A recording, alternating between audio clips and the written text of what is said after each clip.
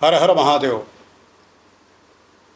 मुक्ति जन्म में ही जान, ज्ञान खान अगहानि कर। जहाँ बस शंभु भवान, सो काशी से ये कसना।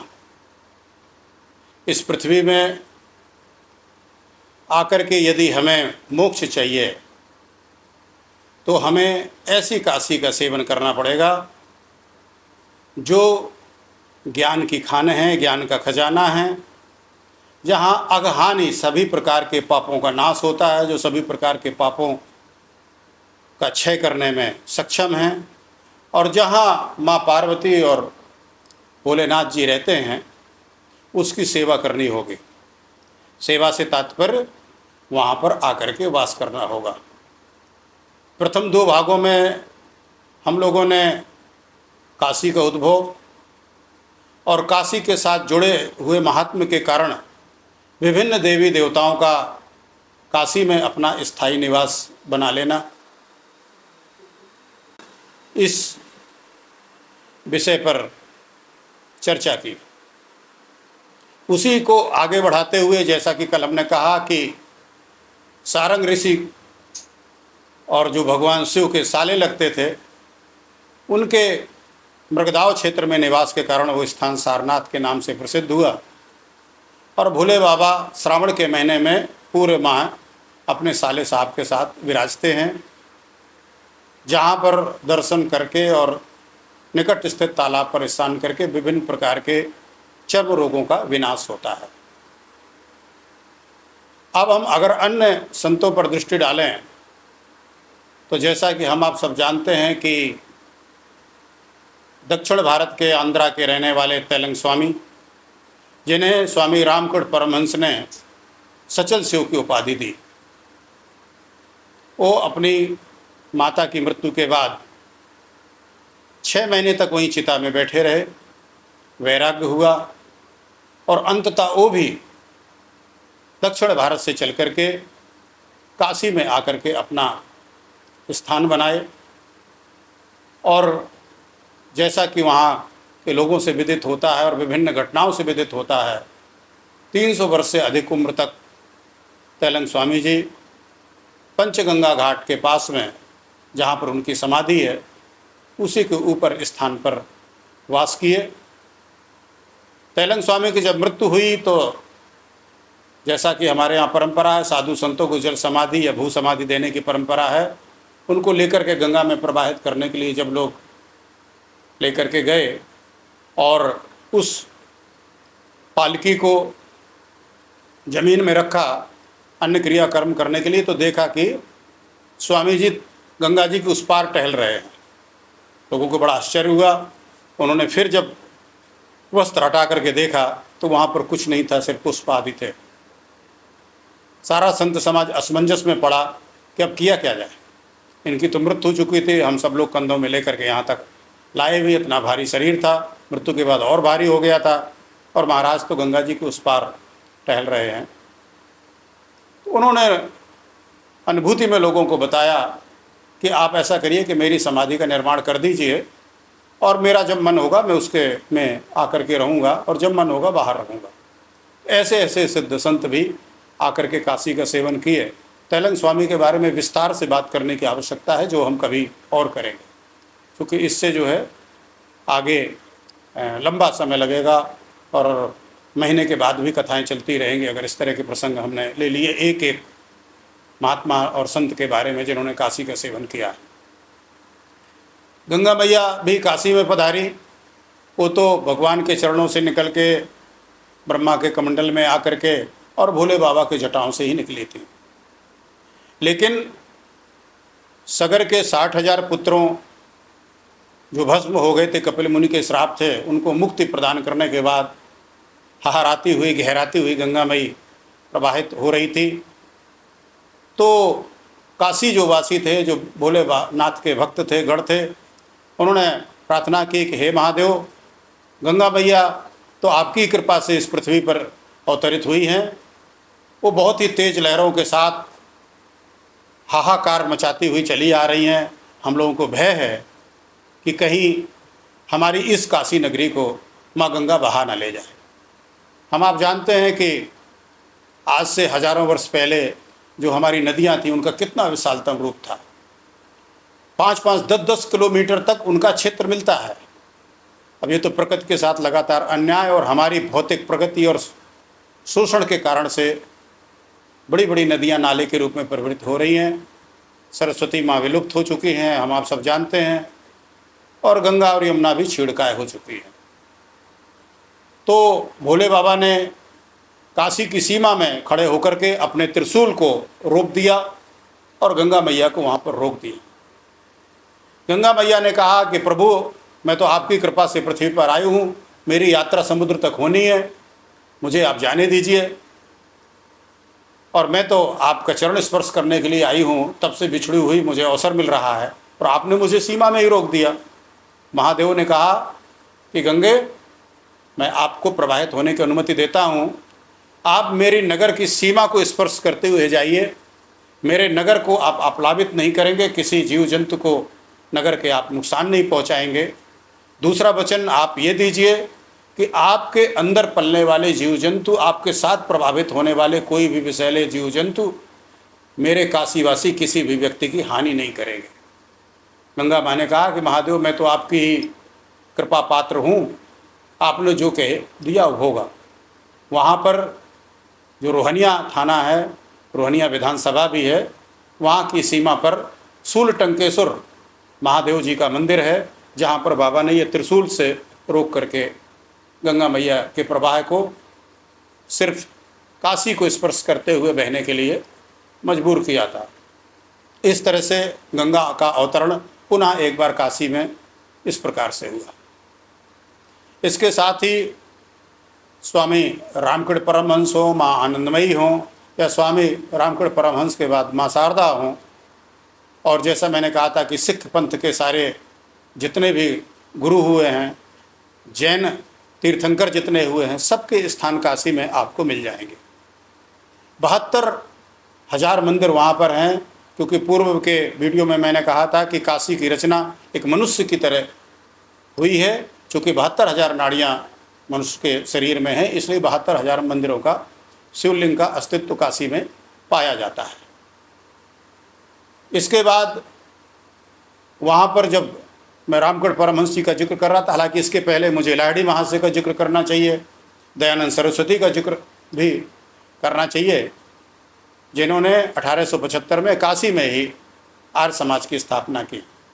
और इस ब्राह्मण ने प्रयास किया एक बार कि भारत में सभी आर्य हों, जैसा कि वेद, हमारा ऋग्वेद हमारी उद्घोषणा भी इस बात के लिए करता है, और किसी भी प्रकार का वर्ण का या जाति आदि का भेदभाव ना रहे। लेकिन देश के दुर्भाग्यवश महर्षि दयानंद इसमें सफल नहीं हो सके, और उन्होंने जब मूर्ति पूजा का विरोध किया, एक बहुत बड़ा वर्ग उनके विरोध में खड़ा हो गया, जिस वजह से उनकी जो अन्य श्रेष्ठ अभियान थे उन पर भी इसका असर पड़ा। जब व्यक्ति या समुदाय किसी कारण विशेष से, किसी व्यक्ति विशेष से नाराज हो जाता है, तो उसके द्वारा जो अच्छे कार्य किए जा रहे हैं उनका भी विरोध करने पर उतर आता है। आजकल हम लोग प्रायः अपने सामाजिक और राजनीतिक जीवन में इस तरह की विसंगतियां होते देखते हैं। दूसरा, गंगा माँ के आने का मैं एक और चर्चा कर दूं, क्योंकि ये अति महत्वपूर्ण प्रसंग है और फिर शायद समय मिले या ना मिले। गंगा मैया आप जानते हो कि उत्तर से दक्षिण की ओर प्रभावित हो रही है हिमालय पर्वत से। प्रयागराज में यमुना जी पश्चिम से आकर के इनमें मिलती हैं, सरस्वती नीचे हैं, और वहाँ से पूरब की ओर बहने लगती हैं। क्योंकि इस तरह से जब दक्षिण से ये गंगा प्रवाहित होते हुए उत्तर से दक्षिण की ओर चली आ रही हैं, और उधर पश्चिम से यमुना जी की ठेल पड़ती है, तो इस ठेल के कारण दोनों का प्रभाव इस तरह से पूरब की ओर होने लगता है।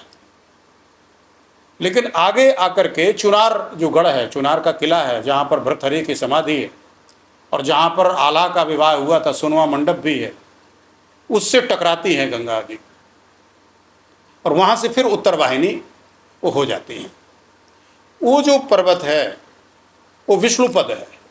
हम आप सब जानते हैं कि जो भगवान का वामन अवतार था, जिसमें बलि के अहंकार को उन्होंने चूर्ण किया था और 2.5 पक्ष से पूरी पृथ्वी को नाप लिया था उन्होंने, तो जो उन्होंने पृथ्वी में पैर रखा था वो पैर यहीं पर जो चुनारगढ़ है, जो चुनार का किला है, अगर उसका आप एरियल व्यू देखेंगे तो बिल्कुल पैर की तरह है, सिद्ध भूमि है।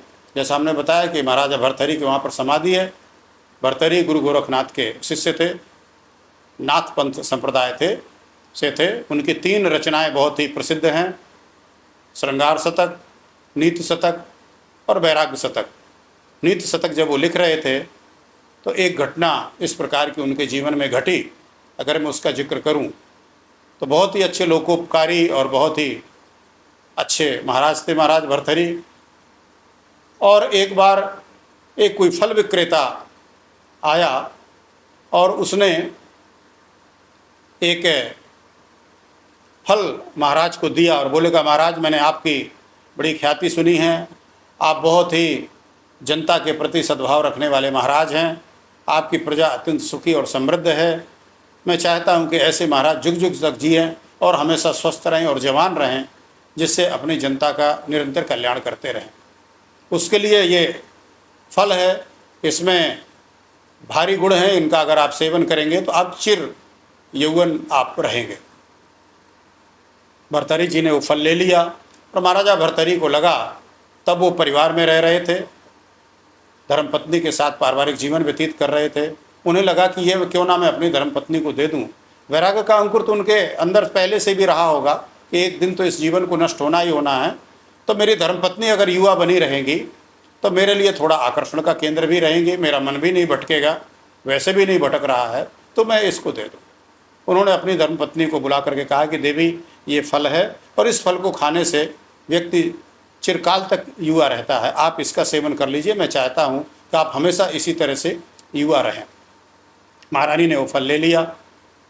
इसके बाद महारानी उसी दरबार के किसी दरबारी पर आसक्त थी और उसने दरबारी को बुला करके कहा कि भाई देखो, मैं चाहती हूँ कि तुम सर्वदा जवान रहो, तुम्हारे यौवन में कभी कोई कमी ना आए, इसलिए ये जो फल है इसका आप सेवन करो, ये फल आपको हमेशा चिर युवा रखेगा। और उसने वो फल उस दरबारी को दे दिया। दरबारी एक वेश्या पर आसक्त था, महारानी उसकी मजबूरी रही होगी, उसे सेवा करनी रही होगी, नौकरी करनी रही होगी, या जो भी कारण रहा हो, बाध्यता कुछ रही होगी, क्योंकि पावर होता है बड़े लोगों में। उसने उस फल को ले जा करके उस वेश्या को दिया जो नगर वधू थी, वो उस पर आसक्त था और उसने कहा कि देखो भाई, मेरा प्रेम तो आपके ऊपर है, महारानी ने मुझे ये फल दिया है, मैं महारानी पर आसक्त नहीं हूँ, आसक्त मैं आप पर हूँ, इसलिए आप इस फल का आप सेवन करिए और मैं चाहता हूँ कि आप हमेशा जीवा रहें और मुझे सर्वदा सुख प्रदान करती रहें, शारीरिक सुख, वासनात्मक सुख प्रदान करती रहें।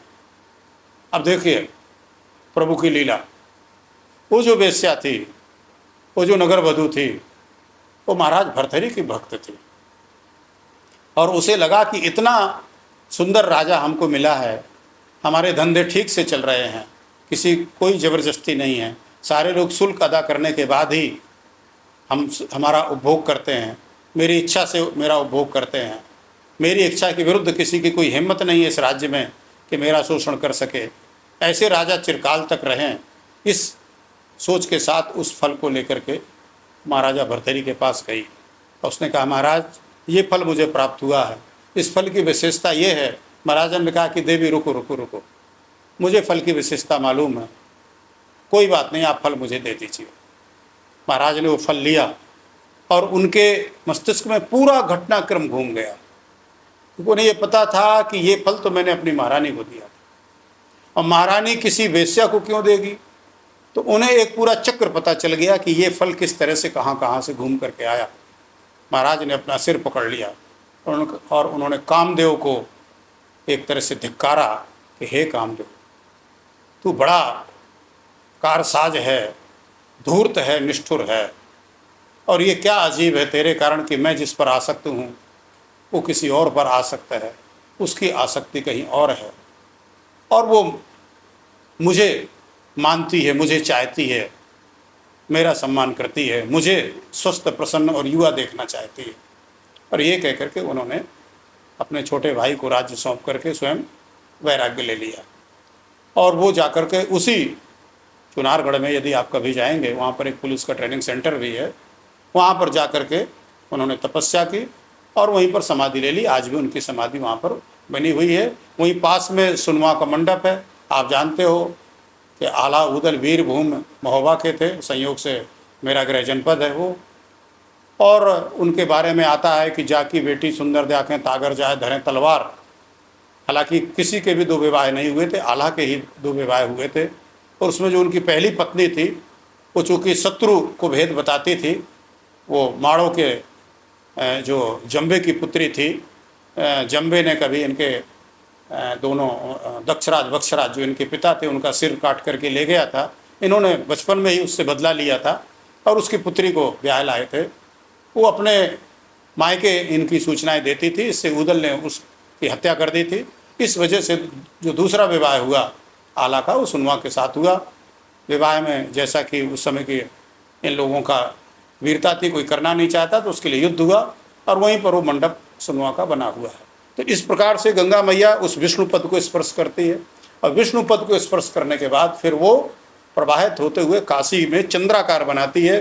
जैसे से आप लोग अगर मुंबई गए होंगे और आपने वहाँ पर जो देखा होगा मुंबई का बीच चंद्राकार है, उस तरह से एक तरह से भोले बाबा के मस्तक में जो चंद्रमा है उस तरह का आकृति को खींचती हुई गंगा जी प्रवाहित होती है, आगे गाजीपुर की तरफ चली जाती है। वहाँ आगे जाकर के गोमती मिलती है और बिहार और ऐसे सब होते हुए गंगा सागर में जाकर के विलीन हो जाती है।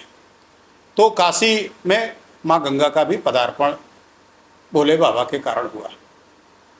गंगा नदी में पंचगंगा घाट है, अभी हमने जिसका जिक्र किया, जहाँ पर लाड़ी महाशय जी की समाधि है। हम जानते हैं कि 3 नदियाँ तो प्रयागराज से प्रभावित होकर के आ रही हैं, गंगा यमुना सरस्वती।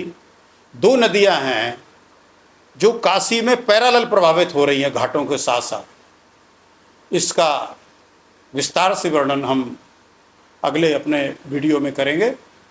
मैं नहीं चाहता कि लंबा समय आप सब दर्शकों का लूँ, जिससे आप ऊब करके कहीं बीच में ही इन सारे अद्भुत प्रसंगों को ना छोड़ दें, क्योंकि हमने देखा है आजकल ये प्रवृत्ति हो गई है कि जो देखा जाना चाहिए, जो समझा जाना चाहिए, जो सुना जाना चाहिए, जो हमारी संस्कृति से संबंधित है, जो हमारे गौरव से संबंधित है, जो अध्यात्म से संबंधित है, जो परमात्मा से संबंधित है, उन चीज़ों पर लोगों की रुचि कम है।